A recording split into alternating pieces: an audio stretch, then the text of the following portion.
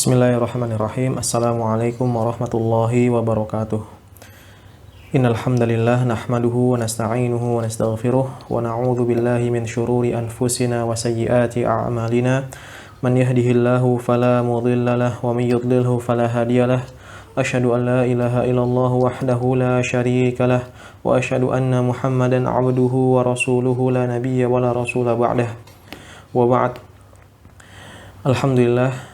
Pertama-tama marilah kita panjatkan rasa syukur kita memuji Allah Subhanahu wa taala atas limpahan nikmat dan karunia-Nya, taufik dan juga inayah-Nya, sehingga di kesempatan malam hari ini kita bisa kembali berkumpul untuk sama-sama mempelajari ilmu Al-Qur'an.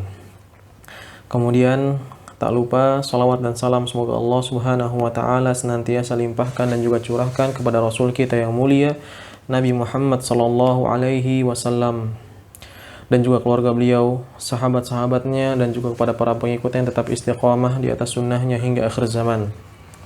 Ikhwani fiddin, azani Allah wa iyyakum. Di kesempatan malam hari ini kita akan mengambil pembahasan selanjutnya, yaitu tentang asbabun nuzul. Di kesempatan yang telah lalu kita sudah ambil pembahasan tentang Makkiyah dan Madaniyah. Tentunya terkait asbabun nuzul ini juga bukan suatu hal yang asing di telinga antum, dan ini sering sekali diucapkan terutama ketika seorang ustadz atau seorang guru atau seorang kiai seorang mubalik menjelaskan suatu ayat. Nah, biasanya beberapa ayat itu memiliki asbabun nuzul. Asbabun nuzul ini artinya adalah sebab turun suatu ayat. Nanti kita akan pelajari di kesempatan kali ini apa yang dimaksud dengan asbabun nuzul dan apa manfaat dari mempelajari asbabun nuzul. Taib ikhwani fiddin, azani Allah wa iyyakum. Pembahasan pertama yang kita akan ambil di sini adalah tentang definisi dari asbabun nuzul. Allah Subhanahu wa taala menurunkan Al-Qur'an secara berangsur-angsur agar mudah difahami dan mengakar di dalam hati. Jadi Allah Subhanahu wa taala tidak menurunkan Al-Qur'an kepada Nabi Muhammad sallallahu alaihi wasallam secara langsung, secara utuh seluruhnya, langsung brek. Namun Allah Subhanahu wa taala turunkan sedikit demi sedikit. Sebagiannya karena ada sebab, bisa suatu pertanyaan sebabnya, atau nanti ada suatu kejadian, atau tanpa ada sebab turun begitu saja, namun prosesnya tetap secara berangsur-angsur. Tujuannya apa? Yang pertama agar mudah difahami. Ini juga bisa kita ambil pelajaran ketika kita ingin memahami Al-Qur'an. Kita pahami Al-Qur'an dari hal-hal yang pendek, dari hal-hal yang biasa kita baca. Coba bayangkan kalau kita setiap hari atau setiap pekannya lah minimal kita baca terjemahan dari Al-Qur'an. Lebih bagus lagi kalau misalnya kita sempat membaca tafsirnya, sehingga makna-makna yang terkandung dalam ayat tersebut itu semakin jelas dan semakin lebih mudah difahami. Biasanya para ulama menjelaskan penjelasan atau pelajaran-pelajaran yang bisa dipetik atau hal-hal yang terkait dengan ayat tersebut di dalam kitab tafsir mereka. Nah, ini yang pertama, kenapa Al-Quran ini turun secara berangsur-angsur agar mudah difahami. Kemudian yang kedua, agar mengakar di dalam hati. Tentunya sesuatu yang kita peroleh sedikit itu lebih bermanfaat atau lebih mengena ke dalam hati kita ketimbang sesuatu yang diberikan secara banyak. Contoh mudahnya banyak dalam kehidupan sehari-hari kita. Misalnya kita mendapatkan informasi yang begitu banyak atau ada istilahnya infositas ini kelebihan informasi yang mana yang justru ketika kita mendapatkan banyak informasi justru kita bukan malah menambah wawasan menambah pengetahuan, ini malah kebalikannya 180 derajat. Justru malah kita nggak paham, justru malah kita bingung.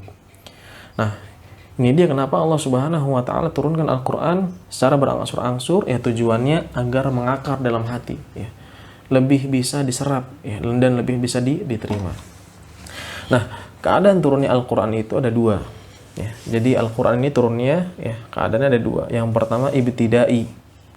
Ibtidai itu apa? Di sini perhatikan, ibtidai yaitu ayat Al-Qur'an tidak turun karena ada sebab yang melatar belakanginya, atau atau ayat Al-Qur'an ini ya turun ya bukan karena ada sebab yang melatar belakanginya. Jadi sekali lagi bahwasan ibtida'i ini adalah ayat Al-Qur'an ya turun bukan karena ada sebab yang melatar belakanginya. Artinya ayat tersebut ya turun saja begitu saja ya. Malaikat Jibril menyampaikan kepada Nabi Muhammad SAW tanpa ada misalnya kejadian sebelumnya ya, atau ada suatu pertanyaan misalnya ya, seperti nanti yang kedua ya. Nah di sini ya ibtidai ini ya ternyata apa, kebanyakan ayat masuk dalam bagian ini. Jadi banyak ayat dalam Al-Qur'an ya turun kepada Nabi Muhammad SAW ya tanpa ada sebab yang melatar belakanginya ya, turun begitu saja ya, disampaikan oleh malaikat Jibril alaihissalam kepada Nabi Muhammad SAW ya. Contohnya banyak, seperti misalnya surat Al-Fatihah ya, atau surat An-Nas, Al-Falaq dan lain-lain ya. Contohnya banyak ya, banyak sekali. Dan adapun yang kedua ya adalah sababi ya. Tadi kalau yang pertama ibtidai ya, keadaan turun yang pertama ibtidai, keadaan yang kedua adalah sababi ya. Nah sababi ini biasa disebut juga dengan apa, asbabun nuzul ya. Yang sababi ini disebut juga apa, asbabun nuzul ya. Maksudnya apa ya, maksudnya adalah ayat Al-Qur'an ya turun karena ada sebab yang melatar belakanginya ya.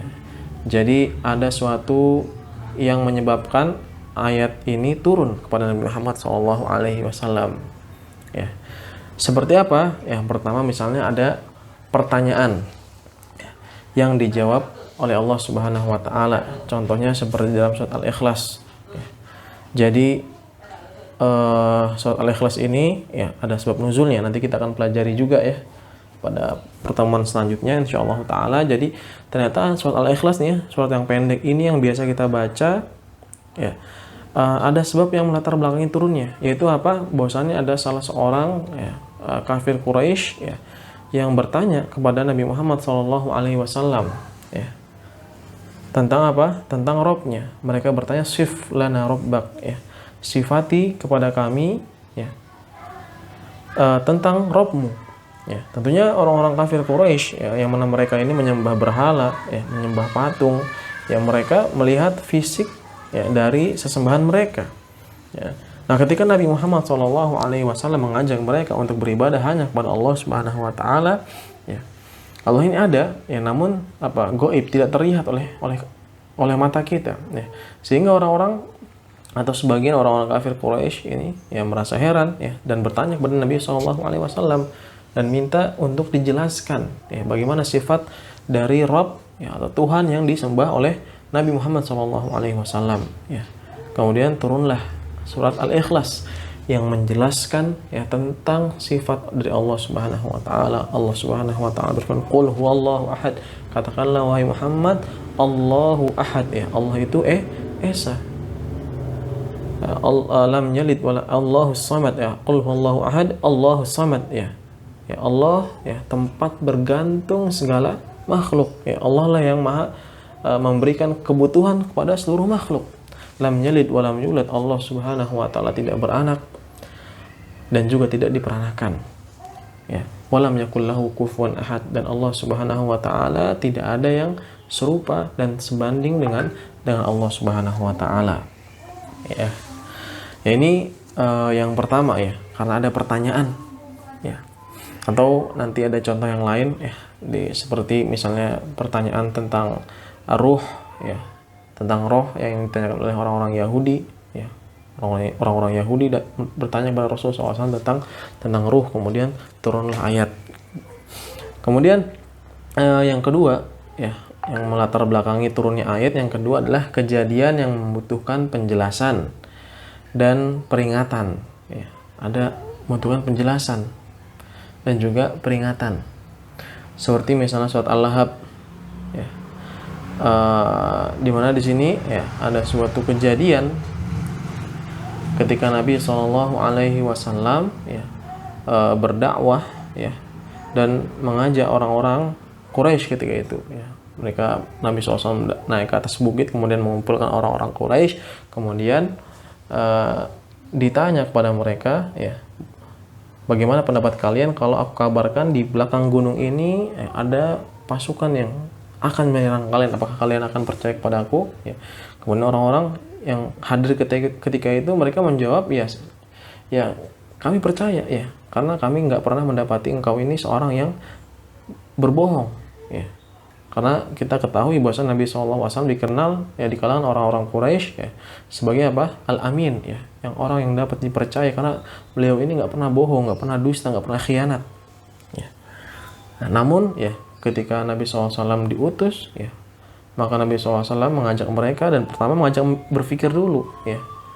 Ternyata mereka masih tetap apa? Percaya dan yakin bahwa Nabi Muhammad SAW ini nggak berdusta. Namun ketika Nabi SAW mengatakan, sungguhnya aku ini adalah ya seorang pemberi peringatan kepada kalian ya, maka ikutilah aku ya. Nah, ketika itu juga ya terjadilah penolakan dari orang-orang Quraisy ya, dan terkhusus ketika itu adalah paman Nabi SAW yang bernama Abu Lahab ya. Abu Lahab ya, sampai-sampai Abu Lahab mengatakan tabban laka ya Muhammad ya, kecelakaan atau kebinasaan bagimu wahai Muhammad ya. Dan ini suatu hal yang membuat Nabi SAW sedih ya.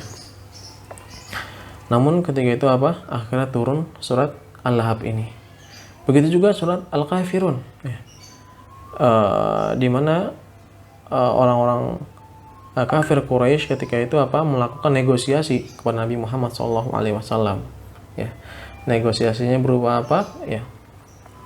Negosiasinya adalah berupa agar Nabi SAW ya menyembah kepada Tuhan mereka selama setahun, dan mereka menyembah kepada Tuhan, kepada Allah Subhanahu wa taala secara selama setahun ya. Akhirnya Allah Subhanahu wa taala turunkan surat Al-Kafirun sebagai penjelas ya, bahwasannya apa? Ya, mereka tidak akan beribadah kepada Tuhan yang engkau sembah, dan engkau juga tidak akan beribadah kepada Tuhan yang mereka sembah ya. Dan Allah Subhanahu wa taala menutup firman-Nya dengan apa? Bentuk berlepas diri ya, lakum dinukum waliyadin ya. Bagimu agamamu dan bagiku agamaku. Ya, baik, setelah kita paham tentang definisi yang dimaksud dengan asbabun nuzul ya, dan kita juga paham ternyata tidak semua ayat Al-Qur'an ini ya memiliki asbabun nuzul ya. Bahkan kebanyakannya ini ya turun tanpa ada sebab yang melatar belakanginya ya. Baik, kita ambil pembahasan selanjutnya, yaitu tentang manfaat mempelajari asbabun nuzul ya. Apa sih manfaatnya ya? Kenapa sih kita harus tahu bahwasanya ayat ini ada asbabun nuzul ya, bahwasanya ayat tersebut tidak ada ya? Apa manfaatnya kita tahu bahwasanya ayat tersebut memiliki asbabun nuzul ya? Kita lihat di sini yang pertama ya. Bagi siapa saja yang memperhatikan sebab turunnya ayat, maka dia akan memperoleh banyak manfaat ya. Ini banyak sekali manfaatnya kalau kita memperhatikan asbabun nuzul. Apa saja? Yang pertama, memperjelas bahwa Al-Qur'an turun dari Allah Subhanahu wa taala. Ya, ini memperjelas kepada kita, menambah keyakinan kepada kita bahwasanya Al-Qur'an ini ya turun dari Allah Subhanahu wa taala. Contohnya adalah firman Allah Ta'ala ya dalam surat Al-Isra ayat 85, wa yas'alunaka 'anir ruh, dan mereka bertanya kepadamu tentang roh ya, atau ruh ya. Qulir ruhu min amri rabbi ya, katakanlah roh itu termasuk urusan Tuhanku. Wa ma utitum minal ilmi illa qalila, dan tidaklah kamu diberi pengetahuan melainkan sedikit ya. Ayat ini ya ada sebab turunnya ya. Sebabnya apa? Sebab turun ayat ini adalah bahwa Rasulullah SAW ya melewati sekumpulan orang Yahudi ya. Jadi suatu ketika Nabi SAW bersama seorang sahabat ya, yaitu Abdullah bin Mas'ud kalau tidak salah ya, beliau melewati sekelompok orang Yahudi ya. Lalu salah seorang dari mereka bertanya kepada beliau ya, kepada Nabi SAW, apakah ruh itu ya? Dan Nabi SAW pun diam ya. Dan melihat hal itu ya, Abdullah bin Mas'ud radhiyallahu anhu ya, menyadari bahwasannya Nabi SAW ini apa sedang menerima wahyu, dan ketika itu ternyata turun apa? firman Allah Ta'ala ini, wa yas'alunaka 'anir ruh, dan mereka bertanya kepadamu tentang ruh. Qulir ruh, katakanlah kepada mereka wahai Muhammad, ruh itu adalah min amr rabbi, termasuk urusan Tuhanku, ya, wa ma utitu minal ilmi illa qalila, ya. Dan dari sini kita menambah keyakinan kepada kita bahwasannya Al-Qur'an ini turunnya dari mana? Dari Allah Subhanahu wa Ta'ala. Manfaat selanjutnya yang kedua, ya, adalah menjelaskan perhatian Allah Subhanahu wa Ta'ala kepada Rasulnya Sallallahu Alaihi Wasallam ketika membela beliau, ya. Jadi di antara hal yang kita dapatkan juga dari mempelajari asbabun nuzul adalah kita melihat bagaimana perhatian Allah Subhanahu wa Ta'ala, ya, bagaimana kasih sayang Allah Subhanahu wa Ta'ala kepada Rasulnya Nabi Muhammad Sallallahu Alaihi Wasallam, terkhusus ketika Allah Subhanahu wa Ta'ala memberikan pembelaan, ya. Contohnya misalnya surat apa? Surat Al-Kautsar, ya. Surat Al-Kautsar ini yang pendek, ya. Walaupun nanti di sini ada dua riwayat, ya, yang menjelaskan tentang turunnya surat Al-Kautsar, namun salah satunya adalah yang ini, ya. Dan ayat ini dan sebab nuzul ini terkhusus pada ayat yang terakhir atau ayat yang ketiga, ya. Allah Subhanahu wa Ta'ala berfirman, inna a'tainakal kautsar, sesungguhnya kami telah memberikan kepadamu apa? Al-Kautsar. Fasholli li rabbika wanhar. Ya, Al-Kautsar di sini diterjemahkan, ya, kebaikan yang banyak, ya. Dan dalam hadis Nabi SAW menjelaskan bahwa Al-Kautsar ini adalah sebuah telaga yang ada di surga nanti, ya, yang Allah Subhanahu wa Ta'ala berikan khusus kepada Nabi Muhammad SAW. Bahkan di dalam riwayat lain dijelaskan bahwasannya telaga tersebut, ya, orang yang minumnya itu tidak akan pernah haus, ya. Dan ya, gelas-gelas yang ada di telaga di situ, ya, di samping telaga itu sebanyak bintang di lautan, ya. Warna airnya, ya, itu lebih putih dari susu dan lebih manis dari madu, ya. Nah, kemudian Allah Subhanahu wa Ta'ala berfirman di ayat yang kedua, fasholli li rabbika wanhar, maka salatlah untuk Rabbmu dan menyembelihlah. Inna syani'aka huwal abtar, ya, sungguhnya syani'aka, ya, orang yang membencimu, huwal abtar, dialah yang abtar, yang terputus dari rahmat Allah Subhanahu wa Ta'ala. Jadi surat Al-Kautsar ini khusus ayat yang ketiga, ya, ada sebabnya yang melatar belakangnya dia turun, ya, yaitu apa? Tentang berkenaan tentang salah seorang kafir Quraisy yang bernama As bin Wa'il, ya, di mana dia menghina Rasul Shallallahu Alaihi Wasallam, ya, dengan sebutan apa? Al-Abtar, ya, abtar atau terputus, ya. Ya, kenapa? Karena putra beliau, ya, meninggal, ya, sehingga nasab Rasul Shallallahu Alaihi Wasallam ini terputus, ya. Jadi ada seorang kafir Quraisy yang bernama As bin Wa'il, ya, ketika mendengar bahwa Nabi SAW ini meninggal anak-anaknya, ya, terutama yang putra, ya. Jadi ya, anak-anak beliau dari yang laki-laki ini, ya, ada 3 kan, Qasim, Abdullah, dan Ibrahim, ya, semuanya meninggal, ya, semuanya meninggal, ya, sehingga Nabi SAW, ya, menurut persepsi, ya, As bin Wa'il ini atau orang-orang jahilah ketika itu, ya, kalau misalnya anak-anaknya anak laki-lakinya terkhusus, ya, meninggal, berarti apa? Dia nggak punya keturunan, nggak ada nasabnya, itu nggak bisa bersambung, seperti itu, ya. Ya, bahkan ada kan di sebagian daerah, ya, di Indonesia juga, ya, kalau misalnya dia nggak punya anak laki-laki, maka dia nasabnya terputus, nggak tersambung, karena nasabnya itu apa? Diturunkan lewat anak laki-lakinya. Nah, di sini, ya, As bin Wa'il ini, ya, mengatakan abtar, ya, mengejek karena Nabi SAW abtar, ya. Abtar di sini secara bahasa artinya terputus, namun yang dimaksud abtar di sini oleh As bin Wa'il ini adalah apa? Beliau ini tidak punya keturunan, terputus nasabnya, ya. Lalu Allah Subhanahu wa Ta'ala menurunkan surat ini memberitakan bahwa As bin Wa'il, ya, yang telah memusuhi Rasul Shallallahu Alaihi Wasallam itulah yang abtar, ya. Bahwasanya As bin Wa'il ini, inna syani'aka, sungguhnya orang yang memusuhimu, yaitu As bin Wa'il, ya, hul abtar, dialah yang abtar, ya, yang terputus. Maksudnya apa? Terputus dari rahmat Allah Subhanahu wa Ta'ala, ya. Nah, kalau kita lihat, kita mempelajari, oh ternyata surat Al-Kautsar ini yang sering kita baca, padahal suratnya pendek, Ya, ternyata ada sebab turunnya. Ya. Dan dari situ kita bisa menyadari bahwasannya bagaimana kasih sayang Allah Subhanahu wa taala ya terkhusus kepada siapa? Kepada Rasul sallallahu alaihi wasallam.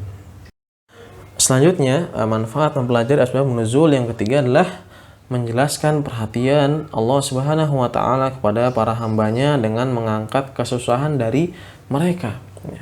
Kalau tadi kita bisa melihat perhatian Allah Subhanahu wa taala kepada Rasul, kepada Nabi Muhammad SAW secara khusus. Yang ketiga ini kita akan mengetahui bahwasannya bagaimana perhatian Allah Subhanahu wa taala kepada para hambanya yang mukmin, ya.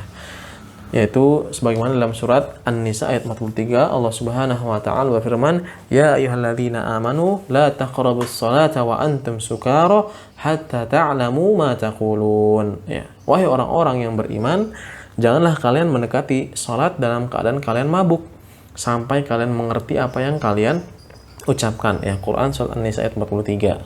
Ya.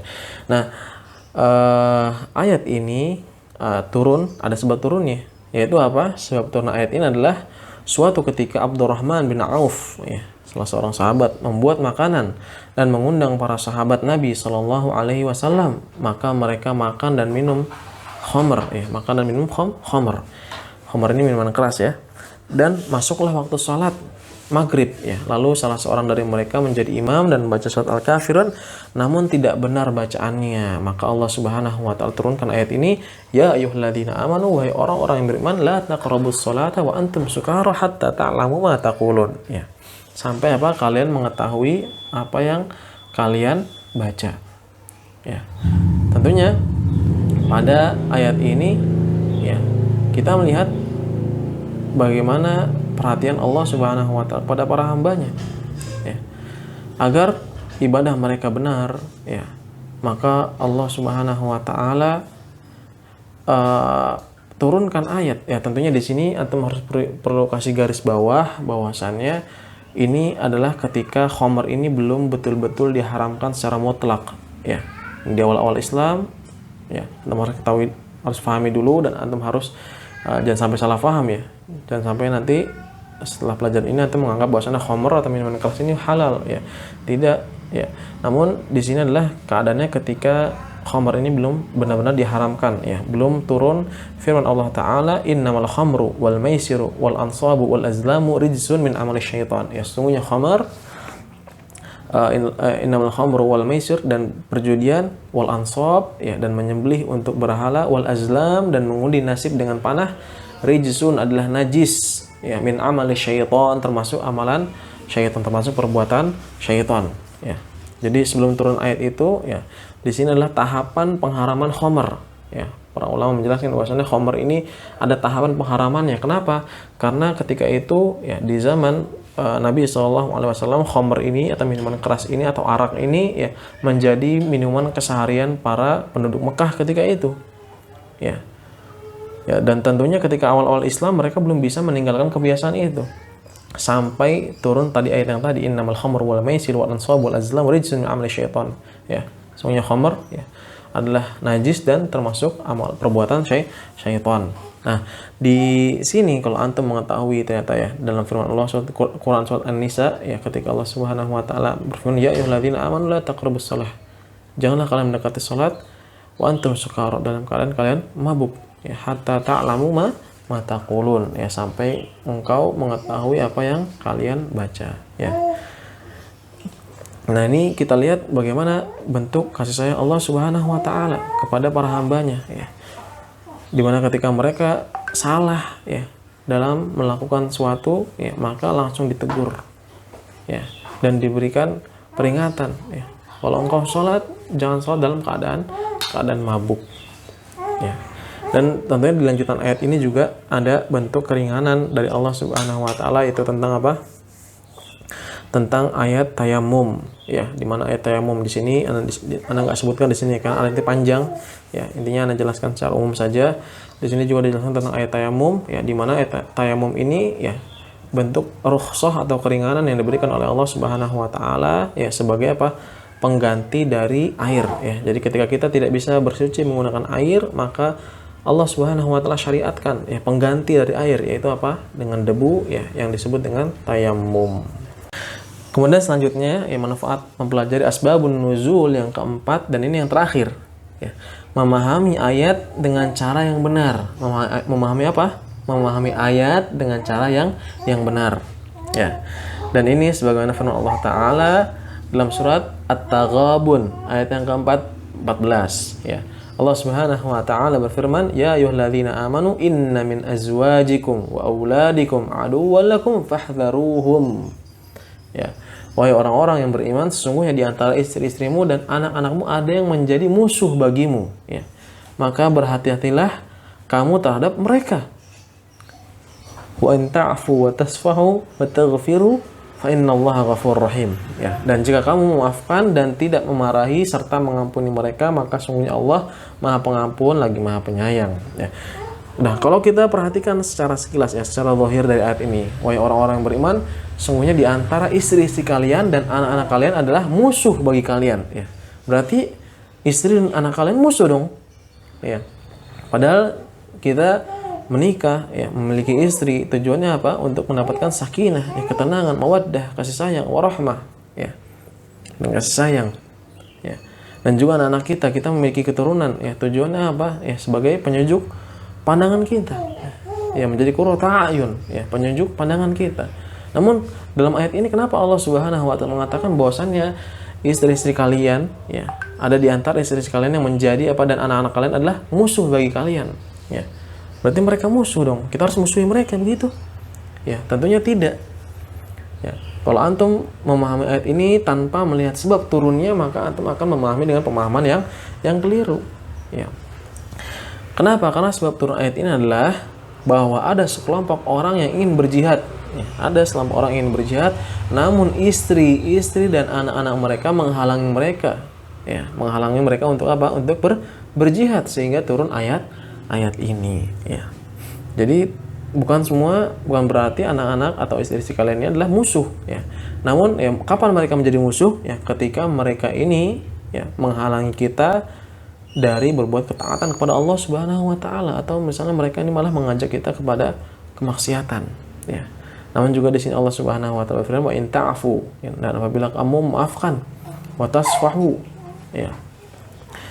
Dan juga memaafkan ini sama ya, ta'fu wa tasfahu, wa taghfiru, ya. Ta'fu di sini tidak memarahi, ya, wa taghfiru serta mengampuni mereka, ya. Fa innallaha ghafurur rahim, ya. Sungguhnya Allah Subhanahu wa taala Maha Pengampun lagi maha penyayang. Tapi alhamdulillah selesai sudah pelajaran yang bisa ana jelaskan pada kesempatan malam hari ini. Ya, semoga penjelasan yang singkat ini bermanfaat untuk ana dan juga antum sekalian. Mohon maaf apabila ada salah-salah kata, silakan ditanyakan apabila ada hal-hal yang belum bisa difahami terkait pelajaran. Mohon maaf apabila ada salah-salah kata, ana akhiri dengan bacaan kafaratul majlis. Subhanakallahumma bihamdik asyhadu an la ilaha illa anta astaghfiruka wa atubu ilaik.